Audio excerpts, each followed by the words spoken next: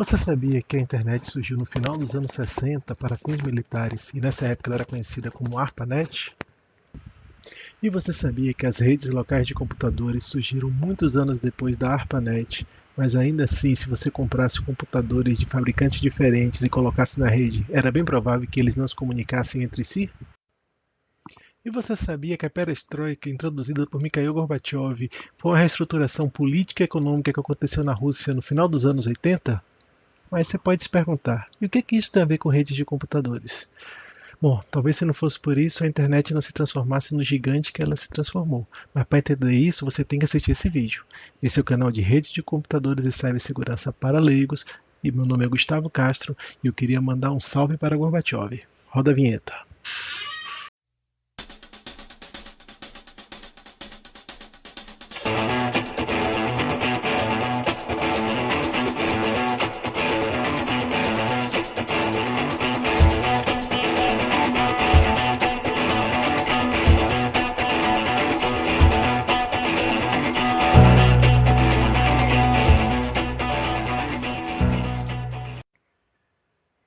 Saudações, amigos internautas, tudo jóia? Se você está vendo esse vídeo, é o primeiro vídeo que você está vendo da série, deixa eu explicar o que está acontecendo.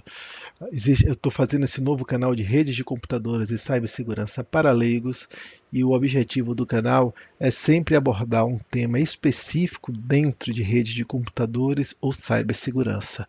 Entretanto, para evitar que no futuro, quando eu fizer esses vídeos, eu tenha que parar para explicar alguns tópicos, algum assunto que seja a base, né, de rede de computadores e cibersegurança, eu já resolvi me antecipar.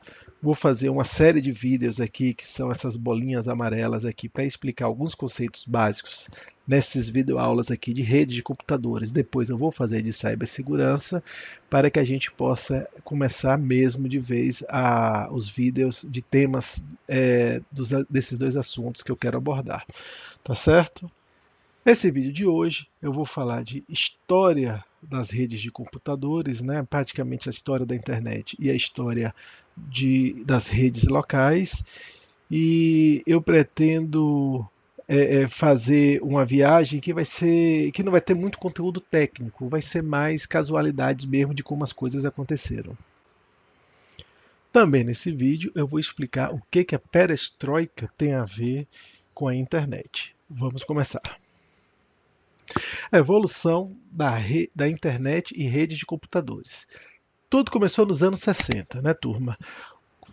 Lembrando, nos anos 60 o mundo era dividido, né, no Ocidente capitalista, liderado pelos Estados Unidos, e o Oriente comunista, liderado pela União Soviética, extinta União Soviética. Existia a Guerra Fria, e os Estados Unidos tinham medo que uma possível guerra nuclear, uma bomba atingisse algum centro de comunicação e ele perdesse contato com o mundo científico. Então, eles criaram uma rede distribuída, porque caso uma bomba atingisse algum centro desse de comunicação, eles não perderiam comunicação com as outras bases que estariam espalhadas pelos Estados Unidos. Essa rede foi chamada de ARPANET.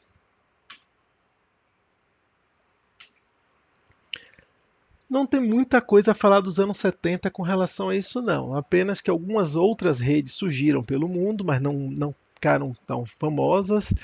E as começaram num processo muito humilde, ainda simples, a aparecer as primeiras redes locais nas empresas, e surgiu o protocolo TCP/IP, que até hoje ele é o protocolo da rede da internet. Aqui nos anos 80, a gente tem muita coisa para falar. Aqui a história começou a ficar interessante, tá? Durante os anos 80, houve o fim da Guerra Fria e a rede foi se abrindo, virando uma fonte de pesquisas de universidades, e aqui ela passou a ser conhecida como a internet. A brincadeirinha da perestroika foi justamente isso, né, pessoal? Com o fim da União Soviética e da Guerra Fria, não fazia mais sentido manter essa rede apenas para fins militares e fechados lá nos Estados Unidos. Ainda em 82, ela se expandiu para outros países, como Holanda, Dinamarca e Suécia. Já haviam mais de 100 mil máquinas interligadas na internet, e aqui um fato que eu acho bem interessante. Em 1987, foi liberada para uso comercial, mas apenas nos Estados Unidos. Em paralelo a todo esse crescimento aqui da internet, começaram também a surgir as redes locais. É, o crescimento de PCs era baseado no sistema operacional DOS, né, que proporcionava que um único local pudesse ter dezenas ou centenas de computadores. Foi assim que começou a ter os primeiros computadores em rede. É, o- Essa ascensão de computadores pessoais, o computador pessoal nessa época era muito caro ainda, né? E sem a rede, o que acontecia era que cada computador pessoal da empresa tinha que ter sua própria impressora, tinha que ter seu próprio sistema de armazenamento. Então, a atração inicial da rede era compartilhar recursos, né? Compartilhar impressoras, compartilhar espaço de discos.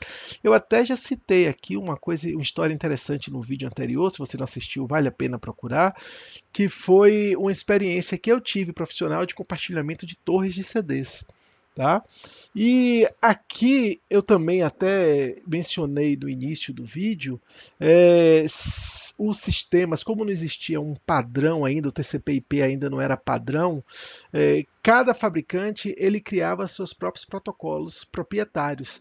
Então, se você comprasse computadores pessoais de uma empresa, você era praticamente escravo dela para sempre, porque se você comprasse computadores da Xerox e depois comprasse computadores da Compaq, talvez o seu computador da Xerox não conversasse com a Compaq, que talvez não conversasse com a HP, e por aí ia. Eu peço licença aqui e vou chamar o quadro Um pouco de História para compartilhar com vocês as experiências que eu já tive no início de minha carreira profissional.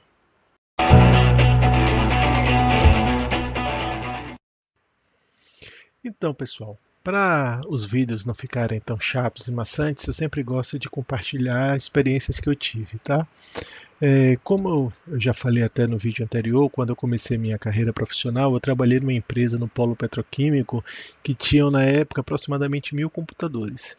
E nessa época, final dos anos 90, a rede já tinha progredido muito em relação a padrões em comparação com o que eu citei aí, que no início dos anos 80 os fabricantes diferentes eles nem se conversavam entre si.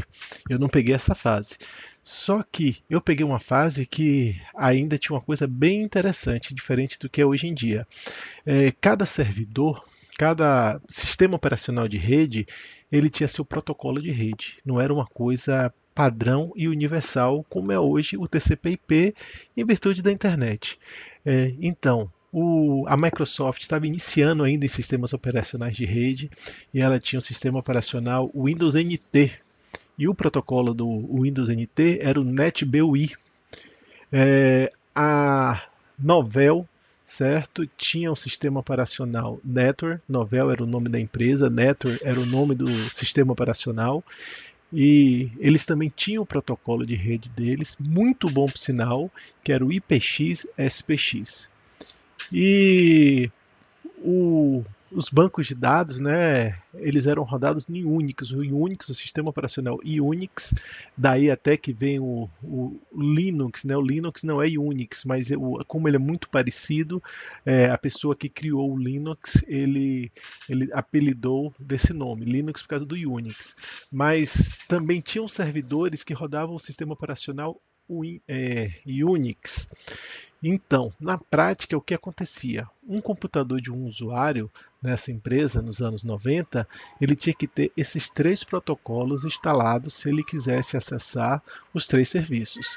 Então, vamos imaginar que a rede Microsoft, ela do Windows NT, ela provia o serviço de servidor de impressão, o Network, servidor de arquivos, e o Unix, banco de dados. Se a máquina do usuário quisesse acessar esses três serviços, ela tinha que ter os três protocolos instalados.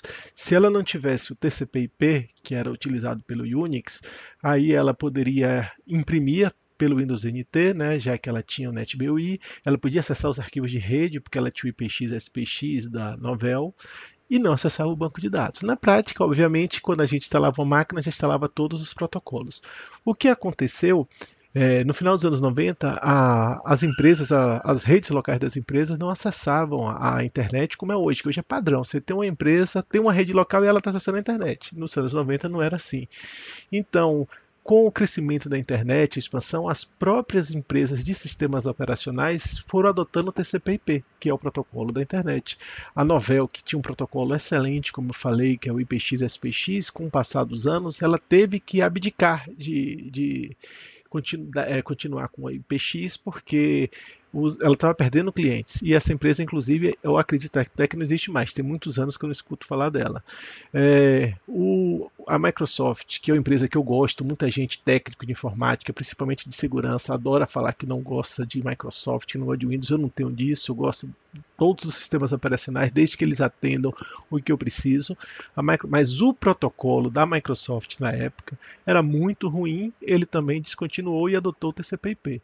E o Unix, que já usava TCP/IP, continua com TCP/IP. Então, espero que tenha gostado dessa história para dar uma visão de como já foi e vamos continuar nosso vídeo.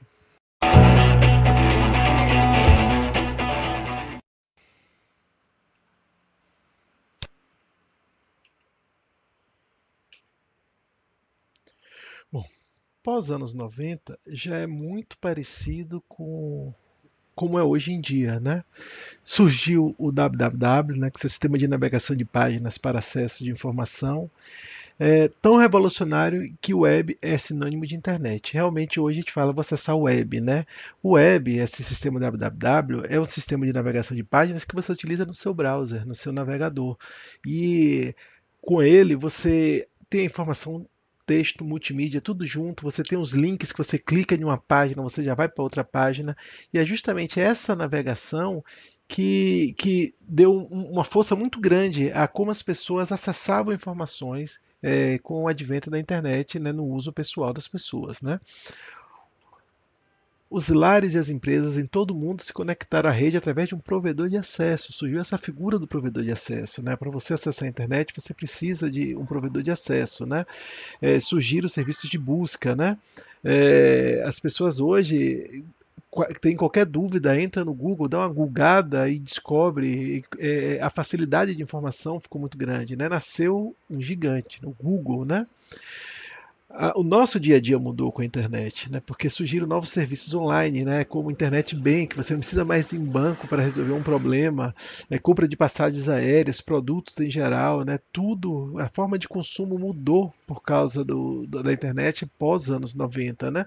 Uma história interessante aqui, né? Não sei se é de seu tempo, mas nos anos 90, para você comprar uma passagem de avião, não existia Voigo, TAM, não existia esses sites, tinha agências de viagens que viviam praticamente de vender passagem, porque você ou ia no aeroporto ou ia na agência de viagem. Na agência de viagem era muito mais próximo.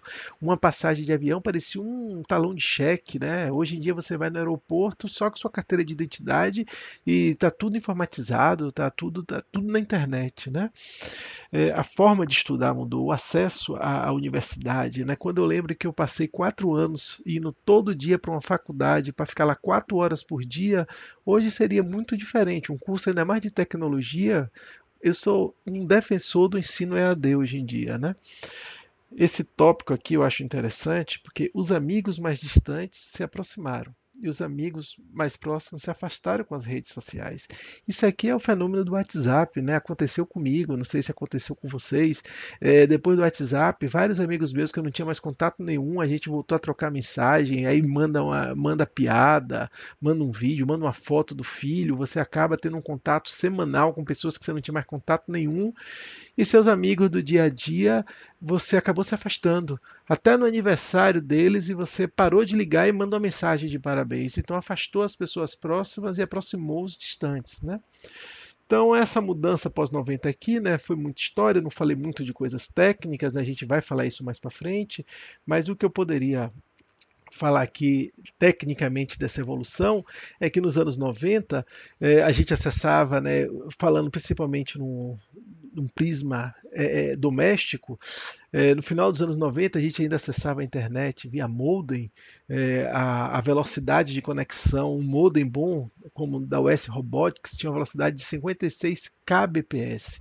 Ainda tinha a coisa ruim de você monopolizar a linha telefônica, né? Quando você usava a internet com o modem, ninguém podia usar o telefone. Os computadores vinham modem. Hoje em dia, computador não vem mais modem. Computador naquela época não vinha placa de rede. Aí, com a ascensão das redes de banda larga, aí tudo mudou. A internet começou a ficar mais rápida, né? Eu não lembro ao certo, eu acho que minha primeira internet de conexão banda larga foi de ainda 512 kbps, ou seja, aumentou já 10 vezes, né? Aí depois eu já fui para onde 2 megas, 5 megas, 15 megas. A minha internet hoje é de 120 megas e se eu for comparar com os colegas é até baixa, porque meus colegas todos já estão nos 300 megas, embora eu não use essa velocidade toda. É, até que essa evolução de velocidade foi o que nos forneceu novos serviços, né? Quando eu tinha ainda a internet já de banda larga, mas ainda nos seus 512 kbps ou até 1 mega, ver um vídeo no YouTube era uma coisa insuportável, né? Então foi graças a esse aumento na velocidade que esses serviços citados aqui puderam existir. Foi Netflix, hoje você assiste numa qualidade 4K e vamos que vamos. Bom, nosso próximo vídeo vai ser de classificação de redes, tá? Se você gostou, deixe seu like, inscreva-se e obrigado. Até a próxima, turma.